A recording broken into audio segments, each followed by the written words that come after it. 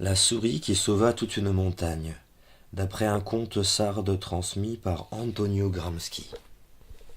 Tout a commencé par un grand bol de lait.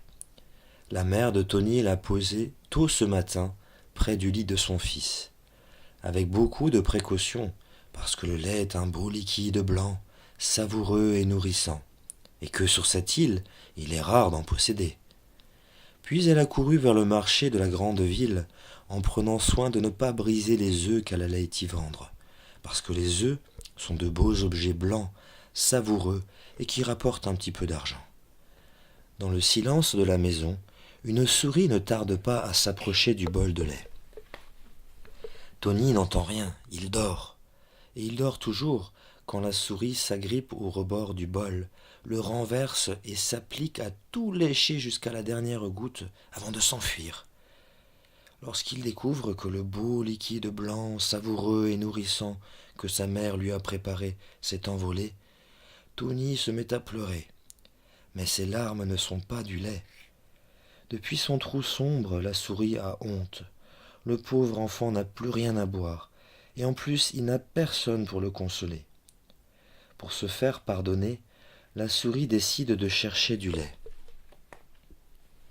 La souris s'adresse aux chèvres depuis le plus haut piquet de l'enclos.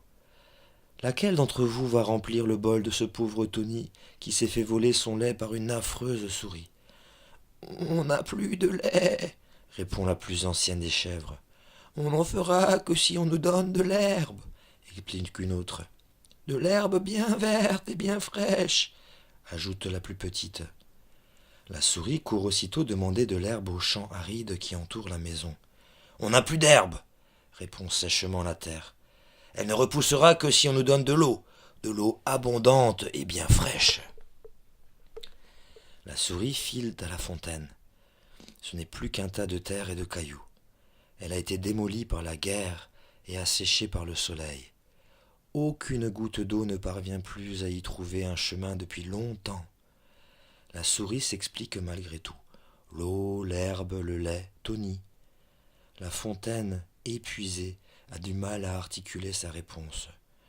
Je ne redonnerai de l'eau que lorsqu'un maçon me reconstruira avec de belles pierres, solides et fraîches. Puis elle se tait. La souris trotte jusqu'au pied de la montagne, l'immense montagne, la plus ancienne des montagnes de Sardaigne. Lorsque la souris lui réclame de belles pierres pour l'eau de la fontaine, qui arrosera les champs, qui donneront de l'herbe, que mangeront les chèvres, qui donneront le lait que boira Tony, une énorme bouche s'ouvre à flanc de montagne. Ils m'ont tout pris, tout volé. Ma roche pour faire des sols étincelants, mes arbres pour dresser des palais, monter des tours et même bâtir une prison pour ceux qui ne sont pas de leur avis. Ils m'ont pris mes plantes pour agrémenter leurs châteaux de parcs et de jardins. Ils m'ont pris mes oiseaux, mes animaux, pour les manger, les voraces, et mes souvenirs pour distraire les imbéciles à la fin de leur festin. Dans leurs camions puants, ils ont emporté ma vie et m'ont laissé mourir sous le magnifique mais terrible soleil de Sardaigne. Il ne me reste que quelques malheureuses pierres pour me tenir, encore presque debout. Pour combien de temps? La souris se tait un instant, puis se ressaisit. Rien n'est jamais perdu tant qu'un enfant existe, et j'en connais un. Tais-toi, grogne la montagne. Cet enfant est pauvre, mais il a un cœur et des mains, insiste la souris. Cela ne suffit pas, petit rongeur de malheur. Mais il a aussi de l'émotion, je l'ai entendu, et des amis, je les ai vus. Comment croire une souris quand tous les humains m'ont trahi? Cet enfant te redonnera la vie.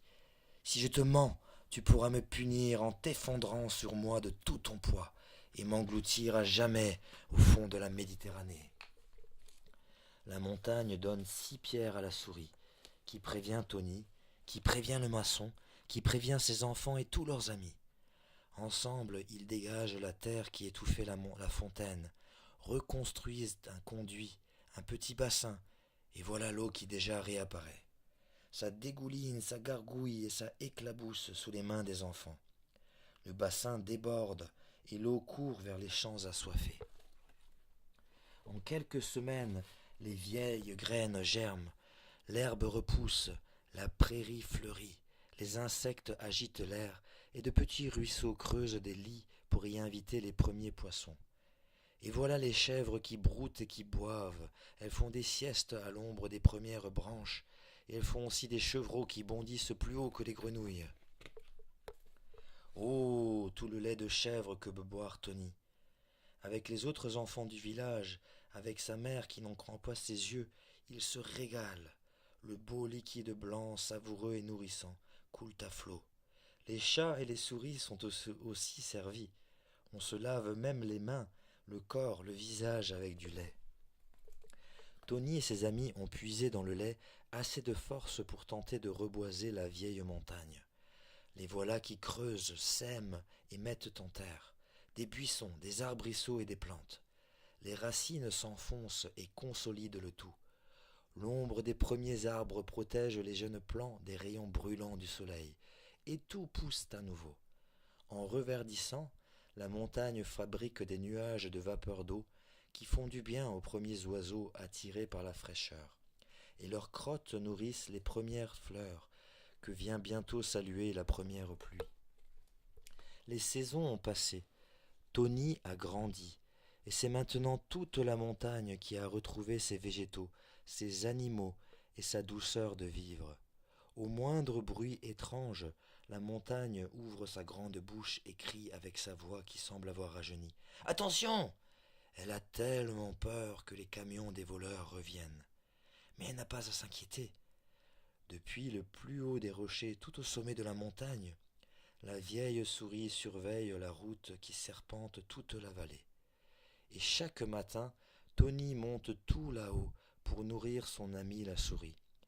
Ainsi, cette histoire se termine-t-elle comme elle a commencé, par un grand bol de ce beau liquide blanc, savoureux et tellement nourrissant. La souris qui sauva toute